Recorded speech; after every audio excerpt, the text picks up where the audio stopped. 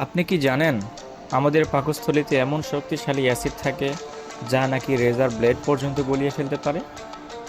এটা কি সত্যি নাকি একটি মিথ্যা? আমাদের পাকস্থলীতে থাকে একটি শক্তিশালী অ্যাসিড, হাইড্রোক্লোরিক অ্যাসিড।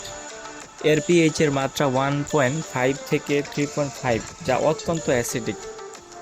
এই অ্যাসিড এতটাই শক্তিশালী যে এটি খাবার ভাঙতে সাহায্য করে। কিন্তু প্রশ্ন হলো, এটি কি সত্যি একটি রেজার ব্লেড গড়িয়ে ফেলতে পারে? বাস্তবে পাকস্থলীর অ্যাসিড ধীরে ধীরে ধাতুকে ক্ষয় করতে পারে, কিন্তু তাৎক্ষণিকভাবে একটি রেজার ব্লেড গলিয়ে ফেলতে পারে না। এর জন্য প্রয়োজন দীর্ঘ সময়, ঘন্টা নয়, বরং কয়েকদিন বা তার বেশি সময়ও লাগতে পারে।